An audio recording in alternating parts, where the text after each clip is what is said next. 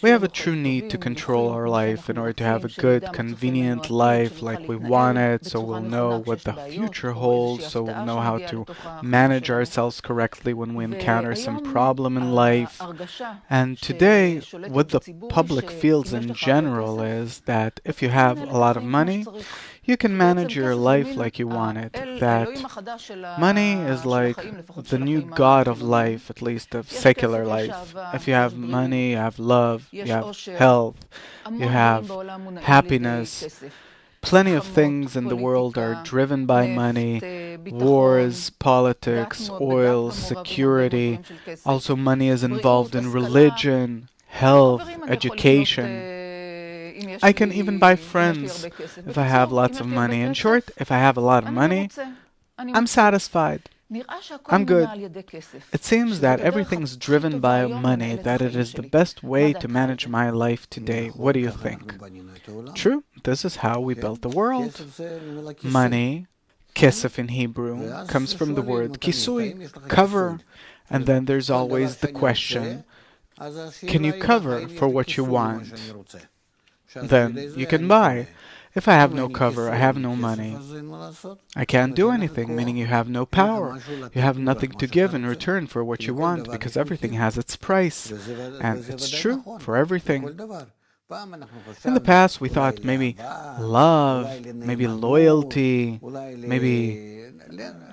No, there's nothing. And it's very good. We've reached the truth that, all in all, our world is controlled by the desire, and this desire constantly wants something.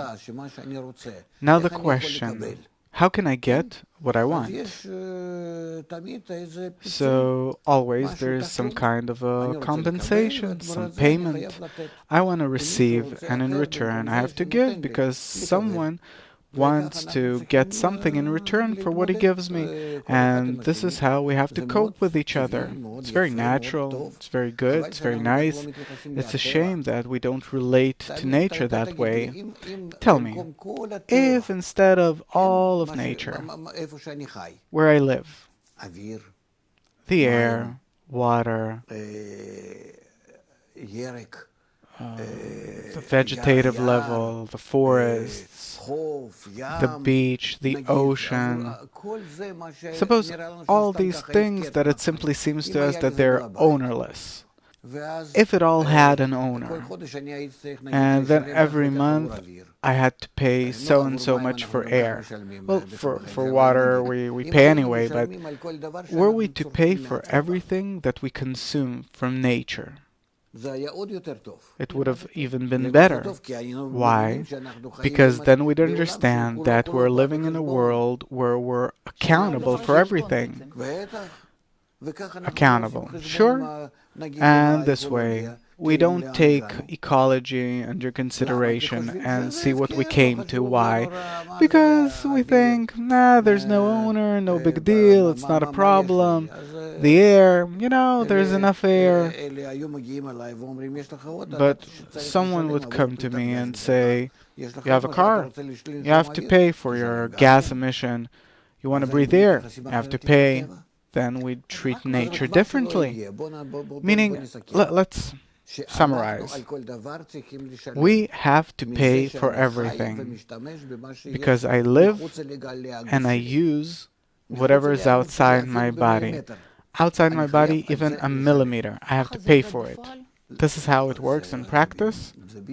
This is exactly how it works. The only problem is that we don't really take it into consideration. We don't think that we have to pay for everything. Not only that, but what we don't pay for, we don't appreciate, and then we disregard it. Right? And besides that, we do pay, but we pay in a way that we don't know that we pay dearly for it. We pay indirectly for it. So actually the price, or the money, because the money is the price that we're aware of, it's what we most tangibly feel. This is the key to reality. Yes?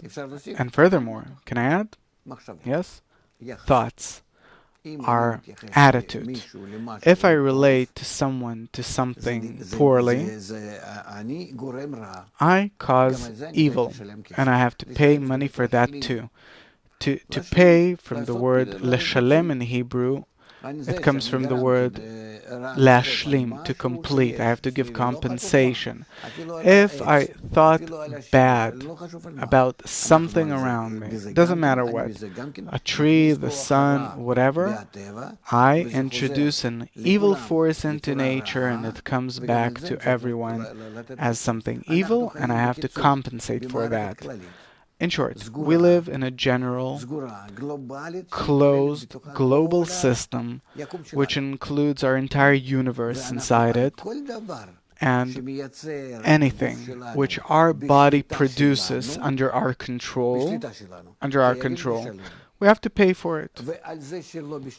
And what's not under control, we have to pay for that too. For everything. In short, you have no choice.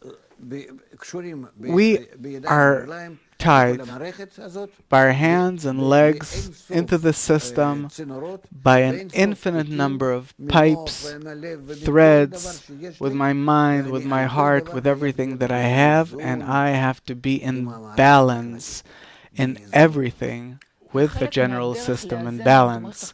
And part of the way to balance the system today is money. No, money, Késef, is a kisui, a cover. You did something, you have to cover for it. You have to compensate for it. You have to return it to a good state. If you took something, you have to compensate for it.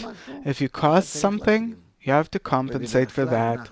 And usually, we only do harm in our world, so we have to compensate for it. We have to pay.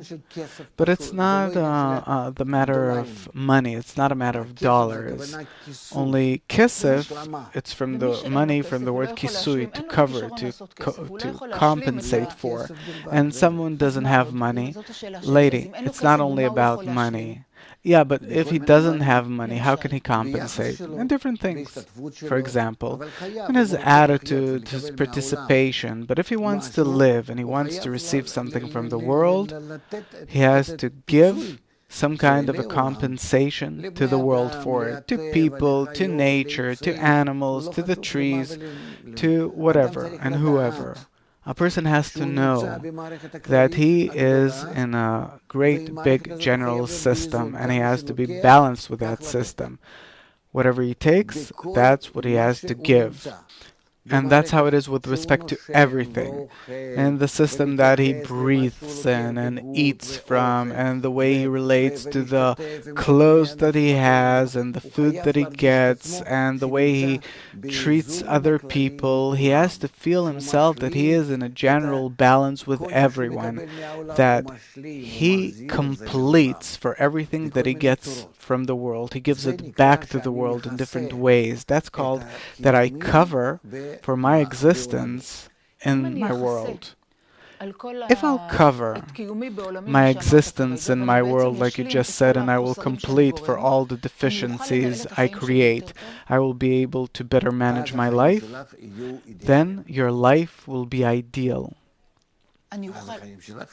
Then your life will truly be ideal. What does it mean that I won't have any problems in life? You won't have any problems. No one can cause you any harm because you complete the whole world by that. You're in harmony, in balance, in completion with the general system of reality, which is called godliness. And then nothing bad can ever happen to you. No one can cause you any harm. So is there like a price list that for any harm that I do, I have to complete it by this and that? Yes? And how can I know what's the price list for a good life? This is what we start our show with. We want to have a good life. If I'd know the price list, maybe I could do something. But today, I'm not from the ultra-rich, so I don't have that much money. So what means do I have in order to cover? First of all, to know what deficiencies did I make that I have to cover for, and the other thing is what do I cover it with. So just know that everything that you're asking now are excellent, very good questions that humanity is gradually starting to discover. And these questions are necessary questions that we have to examine, research them in order to survive, because they're becoming existential questions and not just philosophy like it seemed to us not long ago.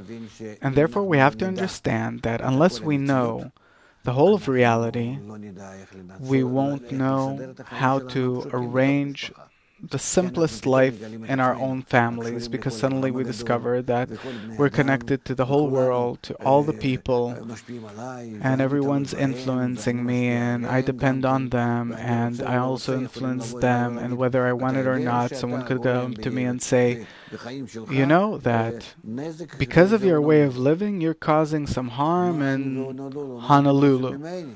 Honolulu? Me? What do you want? They'll say, yeah, we can show you that you, with your family, with your house, with your work, without leaving your village, you are causing harm in Honolulu. And yes, because if we're in a round world, in a state where all of us are in one small village, then of course I depend on them and they depend on me. And therefore we have to know the general map and how to get along in it.